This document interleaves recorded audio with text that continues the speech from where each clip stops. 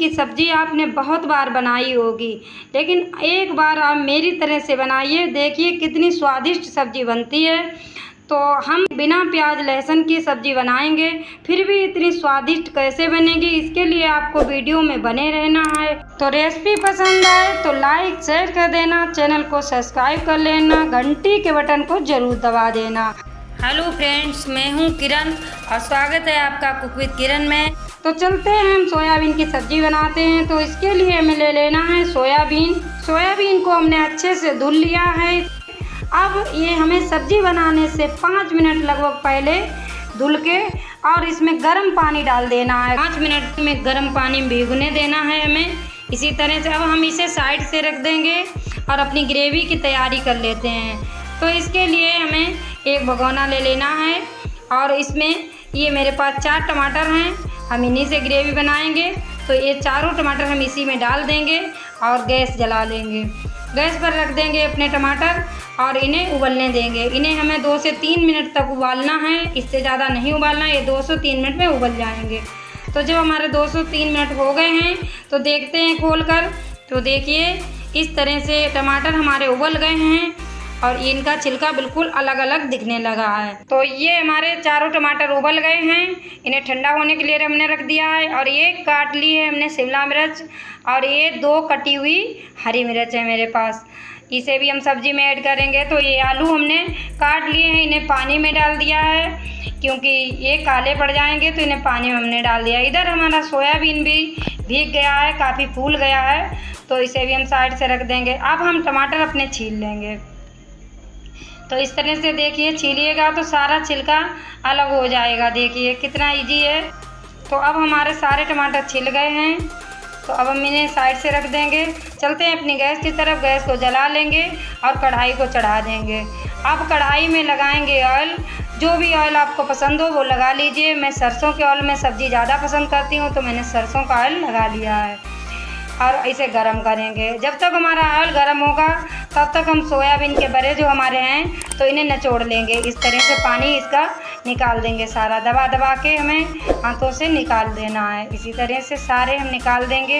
ये गर्म पानी में बहुत ही जल्दी फूल जाते हैं और अगर गर्म पानी नहीं डालोगे तो 10 मिनट तक भिगोने पड़ते हैं। तो सारे हमने निकाल लिए हैं। अब हम चलते हैं कढ़ाई की तरफ। तो तेल हमारा गर्म हो गया है, तो अब हम इसी में सोयाबीन ऐड करेंगे। सारा सोयाबीन इसी में ऐड कर देंगे। इसे हमें तलना है।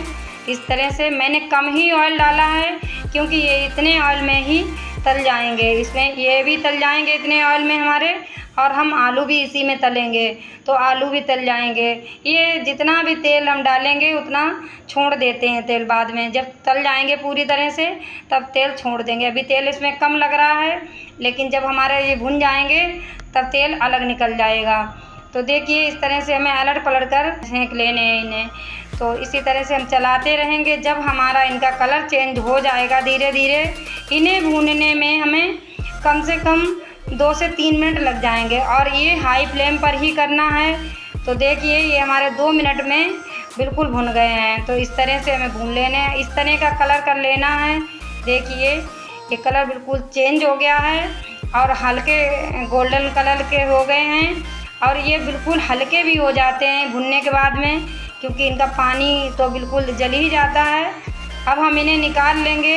तो अब हमारा कढ़ाई में देखिए ऑयल बच गया है, तो अब इसी में हम अपने आलू डाल देंगे। जो हमने आलू काट के रखे थे इसी में डाल के और इन्हें भी इसी तरह से हम तल लेंगे। इनका भी हमें कलर गोल्डन ही करना है। तो हमने सारे आलू डाल दिए हैं। अब हम इन्हें अलट पलट कर सेंक लेंगे। इसी तरह से चलाते रहेंगे।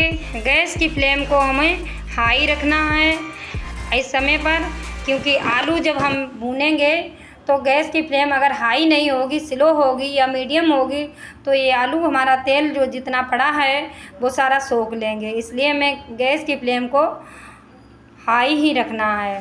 तो देखिए अब हमारे आलू का कलर लगभग चेंज होने लगा है। तो इसी तरह से थोड़ी देर और सेकेंगे और ये आलू हमारे 1 से 2 मिनट में आलू भी तल जाएंगे।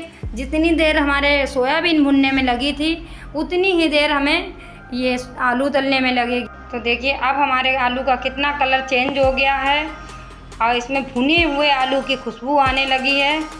जैसे हम भुने हुए आलू खाते हैं उसी तरह से बिल्कुल इसमें खुशबू आ रही है, क्योंकि ये भी भुनी जाते हैं। लगभग 80% आलू हमारे इसी तरह से भुन जाएंगे। इस तरह से बनाइएगा, बहुत स्वादिष्ट सब्ज़ी बनती है ये। और हमने और भी वीडियो आलू और सोयाबीन के सब्ज़ी के डाले हैं, लेकिन इस तरह से आप बनाइएगा, ये बहुत ही स्वादिष्ट सब्ज़ी बनेगी। तो देखिए इनका कलर भी चेंज हो गया है। अब हम इसे निकाल लेंगे। देखिए जितना हमने ऑयल इसमें लगाया था सारा छूट गया, लगभग कुछ ही कम हुआ होगा, नहीं सारा छूट ही गया है। तो देखिए आलू हमारे भुन गए हैं इस तरह के, कितने सुंदर लग रहे हैं आलू। 80% आलू लगभग हमारे पक गए हैं।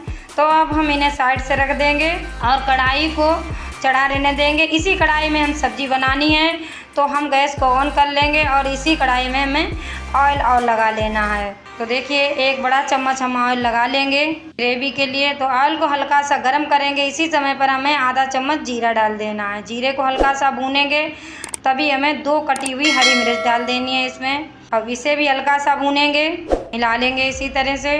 अब इसी समय पर हमें इसमें शिमला मिर्च भी ऐड कर देनी है। आप शिमला मिर्च की जगह पर इसी समय पर प्याज भी डाल सकते हैं। प्याज लहसुन जो भी डालना चाहें डाल सकते हैं। मेरे यहाँ प्याज लहसुन नहीं खाया जाता, इसलिए मैंने नहीं डाला है। तो देखिए अब हम इस समय पर टमाटर इसमें सारे अपने डाल देंगे।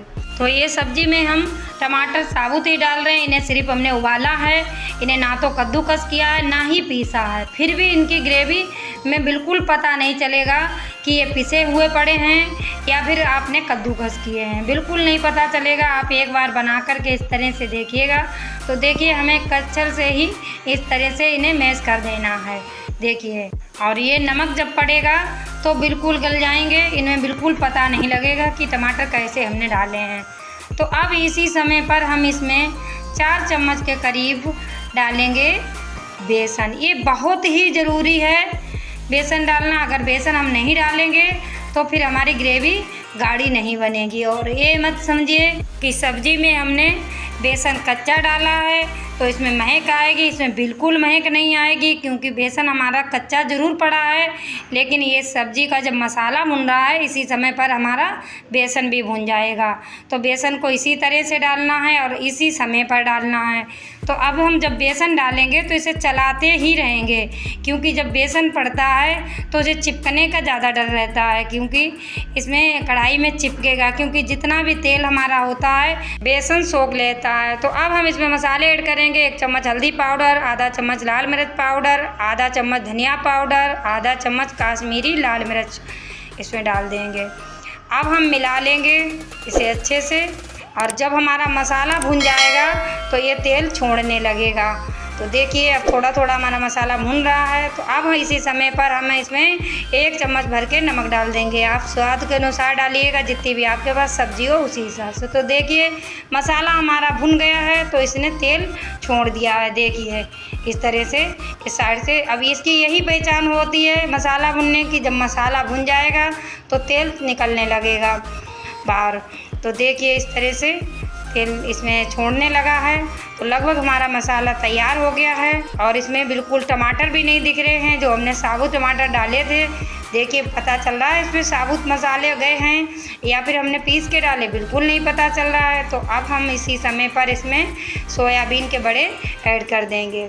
अब इसी समय पर हमें आलू भी ऐड कर देने हैं, क्योंकि हम सोयाबीन आलू की मिलाकर सब्ज़ी बना रहे हैं। तो इसी में हम ऐड कर देंगे और इन्हें भी अच्छे से मिला देंगे। अब इस समय पर हम इसमें 4 चम्मच के करीब मलाई डाल देंगे। आपके पास मलाई हो या फिर ज़्यादा खट्टा दही नहीं हो तो दही आप डाल सकते हैं। अगर खट्टा दही है तो नहीं डालिएगा, और हल्का खट्टा है तो आप डाल सकते हैं यहाँ पर।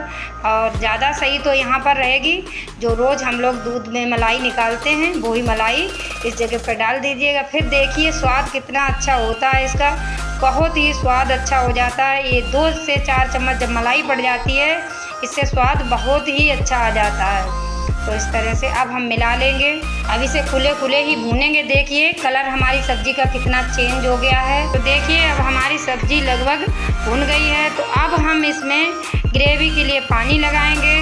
तो आपको जितना चाहिए हो ग्रेवी उसी तरह से आप लगा लीजिएगा पानी।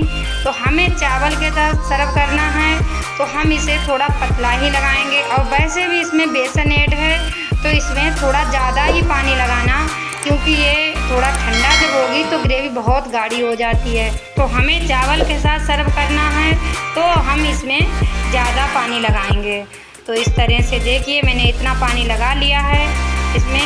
अब इतना पतला अभी इस समय पर है, तो जब हम इसे बंद करेंगे गैस को तब देखना बहुत गाढ़ी हो जाएगी। तो अब हमने पानी इसमें लगा दिया है, तो अब हम करछल को नहीं निकालेंगे, इसी तरह से पड़ा रहने देंगे और किसी बर्तन से इसे ढक देंगे। इसमें बराबर ढक्कन नहीं लगाना है, जो भी ढक्कन आप रखना चाहें उसे इतना खुला रखना है। जिस तरह से मैंने रखा है थोड़ा सा खुला रखना है, क्योंकि ये अगर हम पूरा ढक देंगे तो फिर सब्ज़ी खौल जाती है, उस सब्ज़ी में स्वाद नहीं रहता। आप इस तरह से एक बार बनाइएगा, बहुत ही स्वादिष्ट सब्ज़ी बनती है। थोड़ा सा हल्का सा खुला रखेंगे हम इसको, क्योंकि इसे पूरा उबालना है। इसकी ग्रेवी देखना कितनी स्वादिष्ट बने।